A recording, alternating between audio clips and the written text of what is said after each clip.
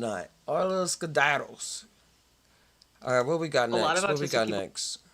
She putting it to autistic, but it's all brain chemistry, so that's pretty interesting. What's your thoughts on that? What's your thoughts on that?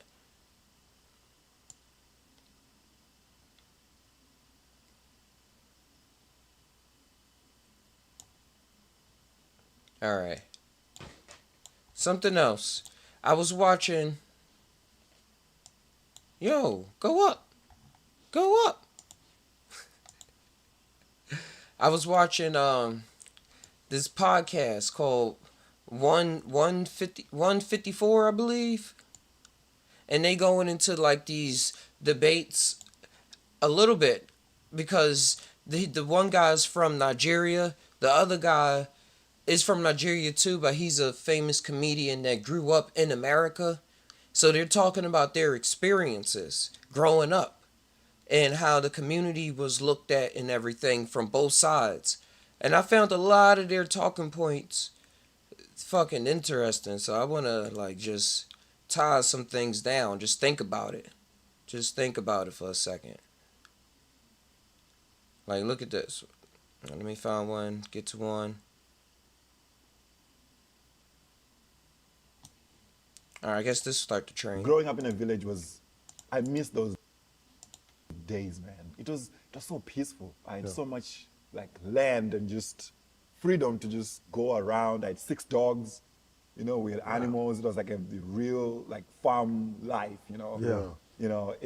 Many people, when I say I come from Africa, I was in West Virginia, right? I'm talking to this white guy. As soon as I said, by the way, trailer park, Yeah. I'm talking to this guy. I come from Africa. His attitude changed. He was now talking. Yo, Growing up in a village trailer park. Yeah. I'm talking to this guy. I come from Africa. His attitude changed. He was now talking to me like I was unfortunate, right? He's like, oh, you must have had a horrible childhood, man. Oh, man. I was like, no, bro, I had an amazing childhood. Yeah. Oh, my God, man. Like, I wish I could go back there, Most kids in Africa, they have an amazing childhood. I want to raise my kids in Africa, like in my village, Yeah. specifically, What village is that? It's called Chimani Mani. Chimani Mani. Chimani Mani. Chimani Mani. Chimani money. I was about to start singing too. Chimani money. I like that. By doing that, they're going to name a tree after you. Trust me. The Godfrey tree. Yeah. Money. Yeah, so it was so small community. Everybody knew each other, Everybody's your parent. Yeah. That's good. Yeah, if you get in trouble, Everyone's you whooping get right. whooped, Yeah. then you go home, your mother will whoop you. Yeah. It's the same thing. They used to talk about that in America back in the day. I've been to 9 countries in Africa. More I've than never one been kid, down to parent Zimbabwe. raising the Paint a kid. picture for people who are watching. So you couldn't really get away with haven't been stuff there. just Like, because you was down the street. What was it like? What was a day in a life like for you, there in Zimbabwe? Well, so in my village, it's very mountainous. It's very mountainous. The name Chimani Mani actually comes from, it means a place that is very tight, like this. Oh, okay. So there's 2 mountains that are so big, and they're just close to each other, and they leave a gap. That's where the name Chimani Mani comes from. Chimani Mani, okay. There's diamond, there's gold. Of course Yeah, there of course, is. Yeah. Why do you think people keep coming over there and won't leave? Yeah. Of course. There's, and there's, Chimani Mani has always been a place where white British people would come and settle. No, not Yeah. them. Yeah, so you have if you go there now, there's big houses, right? Old big houses from the colonial era.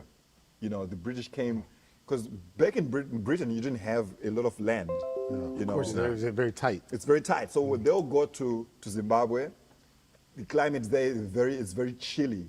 So it kind of reminds them of Britain. So then you get those big houses. So but then when the white boy chased out, those houses, black people started living in them. Yeah. So I lived in a house like that in my village, So it was 2 contrasts. Like you have a nice house right there, but just next door, it's a hut. Growing up in a village. See, that's just like in Philly. Just like in Philly, you be right in the projects, and then you look over, and you got Fairmount Avenue and Spring Garden and all these nice, expensive condos and houses and everything. I think like with the foundational Black America thing going on, it's a lot of similarities when people open their eyes up enough. But when you look at the differences and pit them against each other, like, yeah, I grew up around all of this, y'all ain't even have this. Or I grew up with this, y'all ain't had this. It's going to be a lot of differences. And I'm going to tie on those things too as it comes up. But as we see here, he grew up in Africa, in West Africa, and talking about how, comparison test. yo, Growing up in a village was and talking about how he grew up in a colonial big era. house like this because the white people from the 1700s left it there. And so his family got to live in that house. And then like right next door was huts and stuff. So they was dealing with colonialism too. Just they was dealing with it in a whole different scale because you see they left the house. In America, those people still own that house. That's the difference between America and Africa. Africa, he said his family was able to move into the this British house because came- they left it back in there. Britain, you didn't have a lot of land. Of course, they're very tight. It reminds them of Britain. See, So look, then look. you get those big houses. So, but then when the white boy shares the house, those houses, black people start living in them. Yeah. So I lived in a house like that in my village, you know. So it was two contrasts. Like you have a nice house right there, but just next door, it's a hut. Growing up in a village was.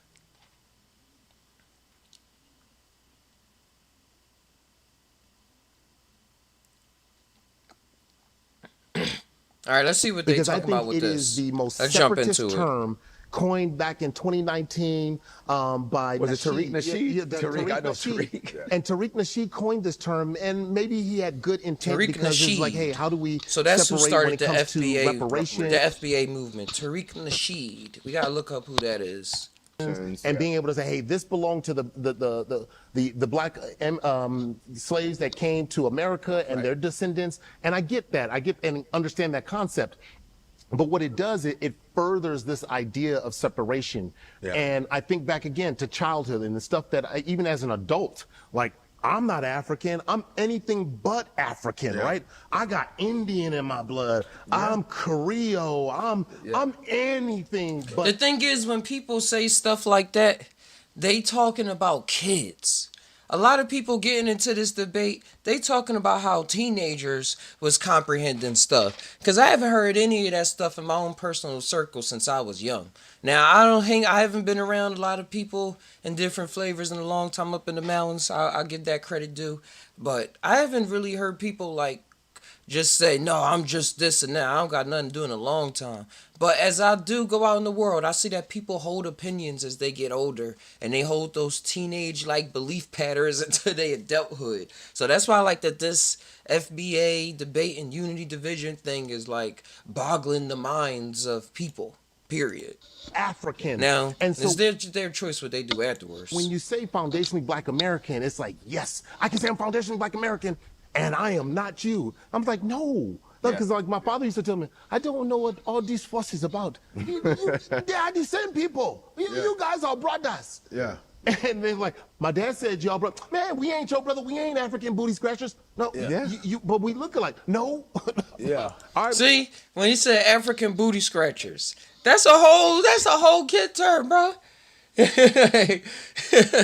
That's why I like that Speed went to Africa, so that the general terminology, it deals with a lot of hate that's just going on. When people don't know another culture or don't know how your mind is programmed to understand the thing that you're doing, a lot of malice can come up in between that. Like, man, there's something up with y'all. There's something wrong with y'all. That's why y'all acting like that and don't have what we have, because it's just something wrong with y'all. Like, inherently. And that inherentness is not in my blood. Like, I ain't no African booty scratch. I ain't this and that. And I could see that debate coming up, because I heard that growing up when I was in middle school. And you see in the comments right here saying y'all told us we are not African. Facts. Throughout the course of Black American history, we openly acknowledge that we are the descendants of Africans, says somebody else. We admit we have some African genes, but that's not it. We, not continental Africans, our skull shapes are even different. We are a new people, tribal, ethnics-wise Black Americans. Some of our elders even said we are not Africans. Y'all don't bother. Dominicans, Puerto Ricans, our ancestors left Africa 500 years ago. And that still matters. That still matters. Because stories are passed down. Stories have been passed down. And yeah, right now we are a huge mix. I agree. We are a huge mix right now. Like whoever's born in America nowadays is a huge mix of people. From Italians, from Irish, from Nigeria, from the indigenous cultures that was already here, like indigenous people that was already wandering around, making the cave paintings that we're discovering now from like 10,000, 20,000 years ago. Before this stupid ice bridge they said was the only way people got here through Alaska happened.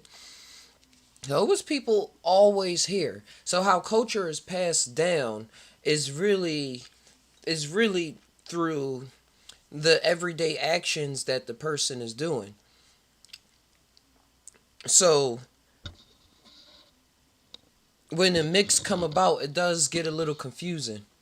But it's right there. Let's see what else he had to say. All right, cool. Well, this came into when reparations was being considered. Yeah, yeah. When reparations came in, they're like, how much are Black Americans owed? It had to be codified. Right. They're owed a lot. Yeah. They deserve a lot. The inventions Yeah. in America are damn near all Black. Let's just keep it 100. Yeah. All the stuff that Yeah. people are using, from the doorknob to the escalator to the elevator to Medical devices. refrigeration, medical devices to Yeah. pacemakers Yeah. to From the mind of an African American man. The thing that make it different though is just the struggles they had to go through and the opportunities I believe that was presented to them that makes it different than Africa, an African person. Not mostly just the blood and stuff like that, but the culture. Pay attention to the culture more than the other stuff right now. Because culture and the pressures that people have on them pushes them to do the things that they do, rather this like a bad thing like war, or to make all these cool inventions that Black people did make in America that then went out to be in other parts of the world. Even like the traffic light comes to mind. Even though I kind of don't like traffic lights, but for the semblance, for the assembly of humans all together, traffic lights was an awesome fucking invention so that we ain't crashing into each other. Because some of y'all can't drive. We can just keep going. People are using What happened there Yo, in why Africa. does this keep happening? Because I think it is the most. just keep going. People are using it because a lot of white inventors were able to steal patents. Absolutely. Like Thomas Edison stole patents. Yeah, sure. Lewis Latimer's patent, they Absolutely. stole all of it. Yep. So they deserve reparations. Foundation, I believe that. 100% they Black deserve Americans, you deserve it. Now, if there's some Yeah, money, what they mean by the invention things is that those inventions went to make people billions of dollars, like families billions of dollars through their lineage. So since it was cut off and like a lot of patents was stolen, then now that other white lineage was taken down. So then you have people in another culture that don't know how those things was operating look at African Americans, say, oh, y'all lazy. Oh, y'all never really did anything. Not understanding that a lot of things was stolen from us already. Like a lot of ideas was stolen, and not having the opportunity to even be promoted, even if it wasn't stolen. They would just kill the idea and then steal it 20 years later because it was always a good idea. It's always so then another, like I was saying, another culture come along really would not understand why they're not, the African Americans, so the Black people not walking around in mansions and everybody got Bugattis and stuff like that and all dressed to the highest of fashions and whatnot. Because the lineage going down the line. Like I'm out here in NorCal, I'm seeing a lot of families have the opportunity, because a lot of people that just like the running amok people living a good life because of their family and what they was able to pass down. And it's not like they was the richest of the rich, but they had something. Their family did something, did some invention, kept created some business that they was able to keep passing down the things to their family. A lot of African, like, check out Black Wall Street. Check out the Harlem Renaissance. All of that was shut down when people was finally, like, African Americans at that point in time was finally getting they shit right, they money together and everything, in order to say, yeah, we gotta pass this stuff down. Like, this stuff gotta go forever. It's like, nah, y'all can't do that. So this FBA debate, I can see how people will want to stick to their ground and saying, yo, I'm black and I've been here. I'm not y'all. I'm not y'all. It's more of a culture thing. And as my buddy Terrence always said, culture is not your friend. You can give it to us because we were called. So I got. No, they gonna come after you. I called the N word. I got called the N word in my honors English class. What you talking about? I'm like, I get some money. Don't I get some trauma? I say spread that you say. I get N word trauma. If there's leftover, unless they were pronouncing Nigeria wrong. I was like, it's only one G, man. Because I think it is the. Okay, here goes somebody saying, why are they so hell-bent on making Black Americans specifically claim African? Yeah, you got some Irish in your blood, probably. You know, them British slave masters, the British slave capturers. I ain't gonna call them masters, them slave capturers.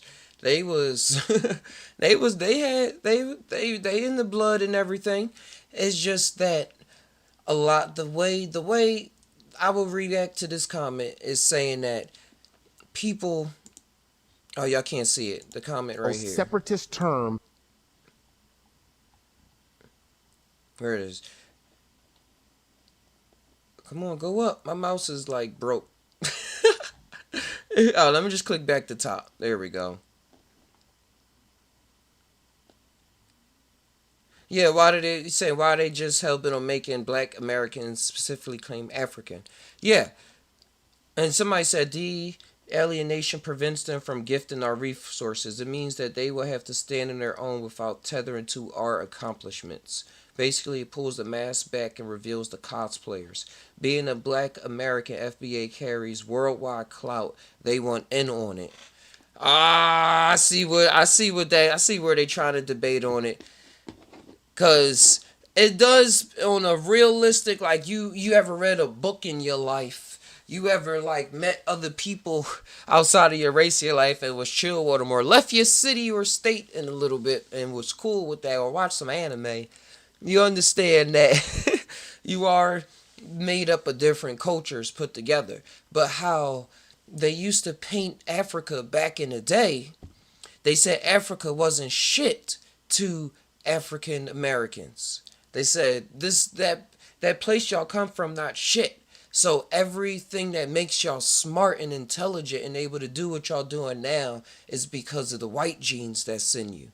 It's because of the European genes that's bubbling up inside of you, because they would call the Africans monkeys, the monkey brain and stuff. They wasn't able to comprehend. They didn't come up with the same Greek philosophies and sciences. Even though you learn that the Greeks and the Romans stole their philosophies from the Egyptians who were Africans. So you see how this loop just keeps on finding its way back into humanity. But yeah, they used to tell people that Africa was not worth it, was not worth thinking about. Like, just focus on this. So that's why you see that a lot of like more well-traveled Africans will say, hey, like, you're us. Like, we're the same. But really, it's not the same, because the culture is not the same. But what in my mind, they're pointing to is, hey, that side of you that was pushed away was very valuable and very meaningful, because it dealt with more the naturistic sides, the intuition, the family gatherings, the way that it's a different way of enjoying life that, if incorporated alongside with this colonialist bloodline and stuff, would allow for that now African American to be more, to know who they are and be able to move like that. Now I can see how as well they saying still in the culture and saying, man, these Africans just want to use our swag and talk like us. But that's everybody. All the cultures doing that. All the cultures doing that. But when a big mouth speak up, the big mouth going to be heard. And that's what I think a lot of this FBA is starting up with.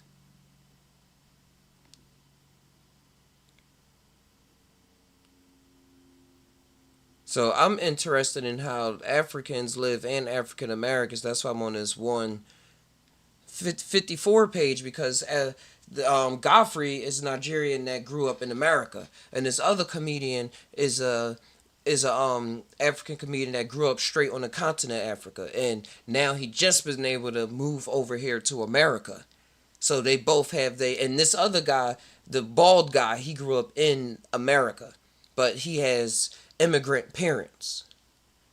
Godfrey has immigrant parents too, but he was born here. This bald guy traveled here. So their opinion, I'm like, trying to see what's going on. Black like people how are they have been talking pulling about themselves up. This Black FBA Americans have towns that have been burned up because a white woman said she got raped. Yep. You got Lanier, the town of Lanier, which is there's 7 black towns that are drowned underwater. And it's scary because people be dying at Lake They Lanier die all the blood. time. Thanks for being here. Spirits dragging scary, them in. yeah. So they have flooded black neighborhoods with rivers. They have Seneca Village. It used to now it's Central Park in New York. The 10 freeway. The 10 freeway right 10 here freeway. used to be West Adams, filled with the most important black folk in America. they build freeways through black neighborhoods. They put black people on top. They built freeways over everything. They said, man, y'all gotta get the work right. Fuck these people. Toxic dumps. Money, you got money, the money. Dulles Airport. That was a black town. DC. The Yeah. DC, that was a black town. So black people have built their own. They had their banks, they had their hospitals, and white people came and burned them mother. So black people have been working hard all the time. They just come and they f it up. But again, the narrative wins. The narrative that black people, even when This goes back to what I was talking earlier in the podcast, but I'm letting them spit, tie it down. give all those data points, on the down. narrative of the lazy black American still exists. But remember, it's not just a narrative. We have to talk about the fact that all of these images are being sent out deliberately to maintain that narrative. That's right. When I work overseas and I turn to whatever American station is on the TV there and I see what movies are they showing over here? What images of black America are being exported to Eastern Europe? And I've been on every Ooh, yeah, that's very important. Because we even talked about that earlier when it came to the AI fake videos being used in the Iran war and it being pushed to certain communities so that now they can view the area a certain way, regardless of what's actually happening. So when it comes to movies, what movies are being pushed overseas so that they really believe that the black American culture is a certain way when really it's not? Because, imagination, a lot of people don't go into their feelings once their imagination is triggered by something spectacular, like a blockbuster movie. They go, oh yeah, this must be how it really is. Instead of just saying this is a perspective and this is a view that's probably somebody held and changed after a period of time. Sorry, it's the springtime is really coming. My eyes are trying to itch. Allergies on the loose. But yeah, the movies that's being pushed overseas, that's other cultures look at and see black Americans as. Like how we saw Chinese kung fu films back in the day. And a lot of people's like, oh, this is how all Chinese people are, this is how all Xinjiangs are, this is how it is, man. And then you see like, no, a lot of them are businessmen, artists, and some of them know English. Some of them know different forms of Chinese dialects and stuff like that. Some of them don't even like being Chinese.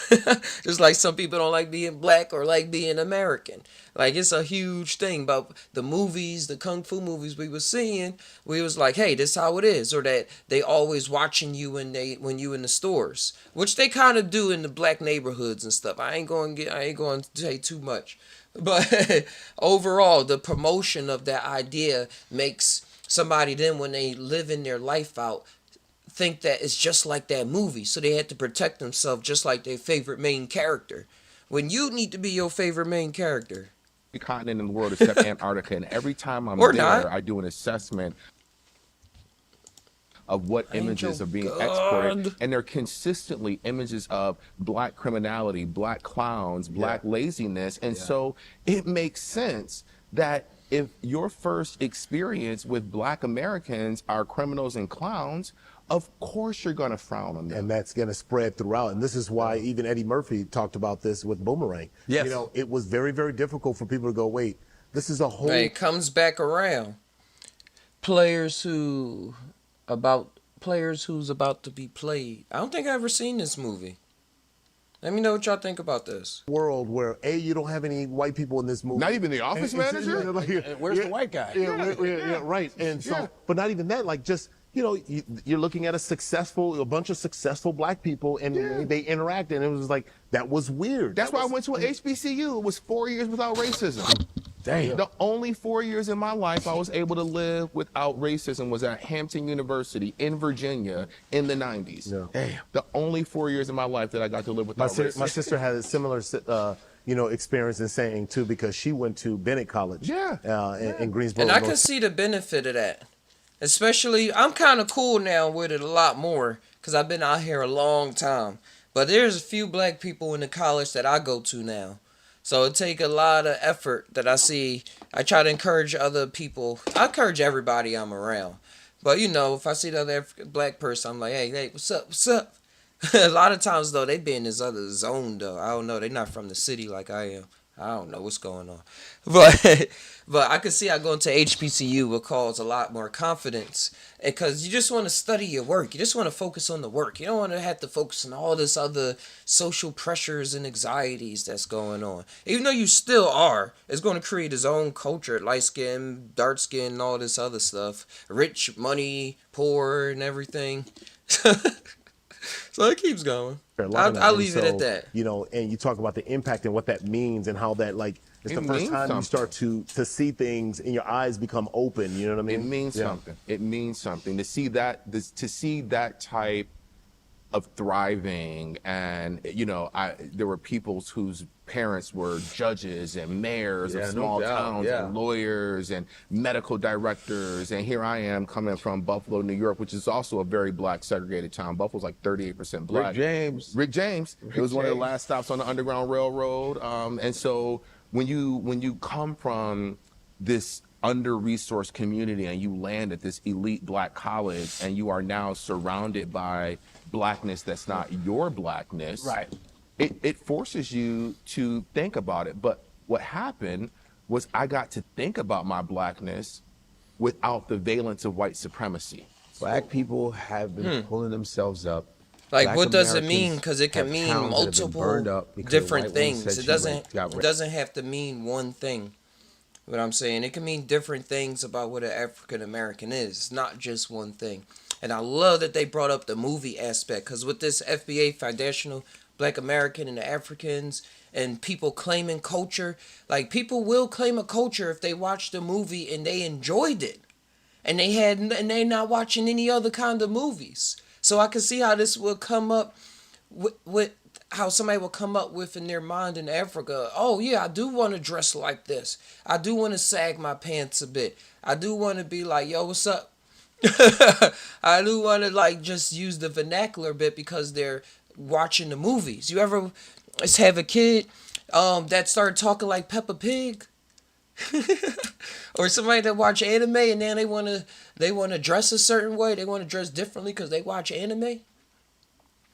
And people say it's culture vulture and everything, but now we got the anime conventions getting more popular. Anime used to be made fun of, but now it's more accepted into to different cultures and people. So I can see, like, this was started a lot of the mind debate on this is how we want to dress. We want to be like this. And they probably didn't put too much thought into it after that. Like, thinking about the struggles that the Black African American and stuff had to go through. So, so they just going off the hypeness of the movie. So the mind is a powerful thing.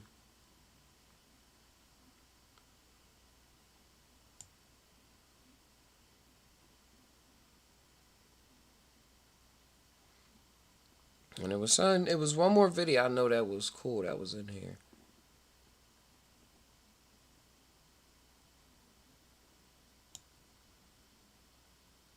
Married man, like, man, I'm fighting outside. I damn sure don't want to come home and have a fight and be fighting on the inside with my family, right? How do we end the fight from within? Is it possible, or is that like, that's never going to end? I hate to be pessimistic. It may not be possible in our lifetime. Nope. To be honest with you, I'll be 49 years old next month, and so it may not be possible in our lifetime. But here's an example. You two had this thing happen, and you could have just washed past it. You could have just had a conversation, but you said, oh, let's bring an expert on who knows racial trauma, who knows history, who knows psychology, and let's unpack it further. Those are the steps that need to happen, this type of critical thinking where people get a platform. Tie it on down. Just tie it down. Just think about it. Deeper in and understand that so many of the truths that we hold as true are not actually true. No. So many things that we've been told about the world. I remember when I lived in Maryland and I was in my 20s, and me and my buddies would go out, and my single buddies would say that because there was a huge population of Ethiopian and Eritrean people in the community where we hung out. And they would say that the Eritrean and the Ethiopian girls would tell them, my dad told me I can't date Black Americans because I can never take you home because you're lazy. Now, could some of that have been capped? I don't even know if we say that. Kids, I think the kid's still kind of, it's on its way out. If I said it, kids ain't saying it no more. So I don't know. It used to be you get a cap in your ass. right. So I can't say whether or not all my boys was lying and that the girl just didn't want to mess with him. But the narrative was there that one of the reasons why these women said they would not date Black, and I'm talking HBCU graduates, I'm talking, good guys. The reason why they would not date them is because their African dads told them, you cannot date a Black American man. And so when we're talking about breaking this cycle, we're talking. Yeah, that's real deep. Like, you hear that from Mexicans too. Don't date that Black man. From the white man, don't date that Black man. Like, they really try to count the Black man out. Undo this trauma associated. So Dr. Joy Degree wrote this book. Dr. Joy. Yeah, and so she wrote this book called Post-Traumatic Slave Syndrome. It's not a Post-traumatic slave real syndrome. like PTSD, but it's a thing, right? So she gives this example in one of her lectures. She says, you got two moms sitting at a basketball game, a white mom and a Black mom, and the Black mom looks at the white mom and says, you guys must be really proud of Johnny. He's doing a great job. And the Black mom, and both boys are equally mediocre. Nobody's a rock star. White mom looks back and says, yeah, we're really proud of him. He's doing a great job. And so the white mom looks at the Black mom and says, oh, you must be really proud of Kwame. He's doing a great job. And the Black mom says, girl, he a mess in school. He got all these girls calling the house. He's doing this, doing that. Again, both boys are equally mediocre. Yet the white mom responds in a neutral, non-combative, non-boastful way. The Black mom, as Dr. Degree describes, begins to demean her equally as good son. Where do you think Dr. Degree says that comes from? Slave plantation. Yeah, that's something I talk about a lot of times. You can get somebody to understand something without demeaning them in different ways. Especially when it comes to kids and with friends and adults and stuff like that. Like, you don't have to say, with your fat ass. Or, man, you always this and that. Like, forget about that part. Because in that part, that person's mind is taking in information that they're going to keep repeating to themselves when they're in a similar situation again. Whether that person is there or not. Or even if that thought don't go past their mind, it's going to be like a back gear mechanism that turns another gear that makes them not do the thing that they actually can do. And this it was passed down, I could say it was passed down from the slave mentality and kept up, promoted through time, through behavior patterns. Like, oh, you won't get massa mad now. You won't get massa too mad. You gotta stay in league. You gotta do this if you want to be right. You gotta do this. You gotta keep your hair like this. You gotta do this and that. You can't show this kind of emotion because they're going to judge you off of this. Which in some mannerisms was correct, but in other areas, other promotions had to be let through because code switching is a real thing, and how movies are promoted is like, say you code switching at work, and so then they think people always talk like this, and then they see a movie, so they say, oh, so if you're not making money, that means you talk like these niggas. But if you're making money, that means you talk like this.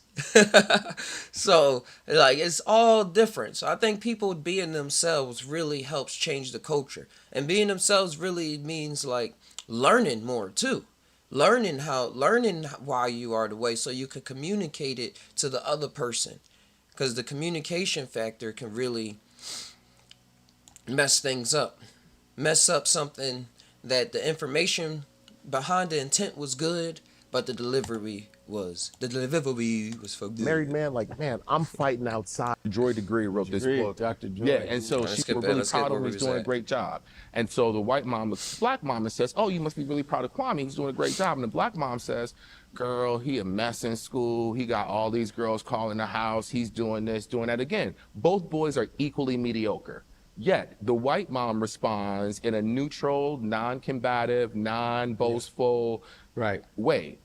The black mom, as Dr. Degree describes, begins to demean her equally as good son. Where do you think Dr. Degree says that comes from? Slave plantation. When the slave plantation owner would go to the black mom and say, oh, Toby's doing really good out there. He picking most of the cotton, he's doing excellent. The black mother would say, no, master, he's shiftless, he's lazy, because that mother knew in that moment that that master was going to sell her son to another plantation. And so instinctually, she had to begin to talk bad about him, to demean. Dang, that's a flip. So he's saying that with them trying to protect their children back in the day by saying, no, master, my kid is lazy, he has a bum leg. That same mind mechanism never changed. He's tying it down through the lineage. So people just kept on saying that, not noticing that times are changing. So they need to say a different thing to their son. They need to say a different thing to their daughter throughout the day, so that they can know the magnificence of themselves. Because by this point, black people in America have built and invented a lot of shit. A lot of amazing technological feats that's still used to this very day. And I think that's what it's saying in this comment right here by R. Bryant. It says, African immigrants that moved to a place that had the same attitude as ADOS during the Great Migration, I will not lose. Jay-Z, there are historical differences, but the sentiment is the same. I didn't uproot my family and myself to not give 100%. In that mind state, you find some that fall into the white supremacy playbook of voluntarily casting themselves into the racial caste system. It's not a volunteer. It's very much promoted.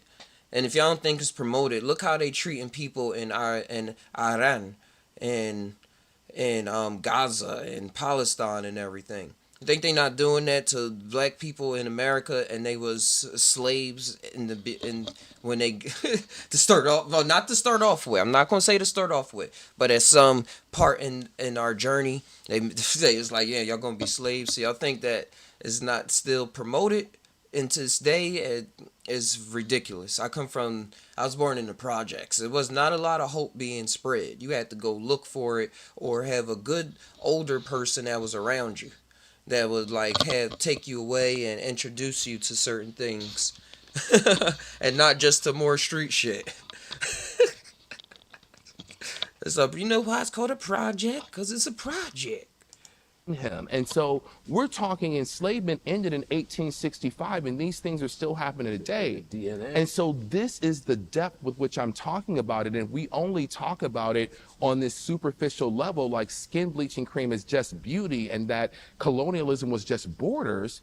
We will never get past it until we begin talking about the depths in which it exists. And how it's permeated into our soul. There was an experiment. Thinking and the way we feel and what we... In our DNA. Yeah, in our DNA. Wow. There was an experiment they did on some rats, right? These rats in a box. You know how you like to put rats in a box? Yeah. So they had these rats. These rats would come to this certain line, and they would shock the rats. They would just shock them for months. Because every time they hit a certain area of the box, by the edge of the box, they would shock them, and the rats would run back. They did it for months. So the rats had offspring. Yep. And then the offspring didn't even go to the line. The offspring, before they got, the offspring would never leave the box because it was literal it was trauma. So what Godfrey it is describing is this type is what we call epigenetics. Epi is the Latin prefix that means above, and so epigenetics is this program that sits just above your DNA. So like we call it, it's not a modification where they actually changes the DNA, but if we talked about it from a construction standpoint, it wouldn't be me knocking down a wall, it would be me painting over an air conditioning vent. It doesn't change the structure of the room, but it changes its functionality. We first learned about intergenerational trauma when we saw clinicians looking at their rosters and all their clients were the children of Jewish Holocaust survivors. These kids had never been in the Holocaust. Right. These young adults had never been in the Holocaust, but their parents were. As a that, we began to study how can trauma. You know, he had to throw the Jews in there so that people listen. Be passed down from a group to Hey, a thanks for group joining the show. when that secondary group never actually experienced the trauma. And so what they found was that for these Holocaust survivors, they would go to their grandparents' house and they would have curtains over the balcony. They would tell them, don't tell anybody you're Jewish, don't let anybody know, because they were literally scared for their lives. That across generations implants on our DNA, like I described, this epigenetics. And when we're talking about these interactions and how we interface with one another, how we interface with others, it's not just about learning. It's about understanding that you deliberately have to make a decision that is different from your automatic thought because it is ingrained in you to develop separation as a result of years and years and years. When we talk about Yeah, we're just like the animals out there. Like, animals are born knowing, like, say a turtle is born on a specific island. Out of all the islands, they only go to like 3 islands out of 500. Let's say that. Let's get just a story. They as soon as they hatch, they go straight into the ocean. Then they don't come back until years later when they need to have a baby again. Who told them where to go? Like, it's just in them. It's just in them until one of them thinks something like, no, I want to go over there or something. And then, well, we don't know about that. We're going to just go over here. You know what we got to do. But they're like, no, I'm just go over there. I'm going to try something different. So that's how it's been passed down through slavery. Like this mentality of hiding who you are, your true power. A lot of times in Black Americans. And holding your true power from the slave mentality. And it can be so it can be so dimming of light where a person would think that they're not supposed to think complicated thoughts, that their emotions are not supposed to be so complicated. It's supposed to just be borderline, keep going like this. But that's what's passed down. Even from stuff from the civil rights movement and stuff like that. The civil rights was only in the 50s and 60s. And they was getting hosed down and chased around with dogs and say you can't learn this kind of thing. You can't work here. Don't matter how much you know and everything. So those things was still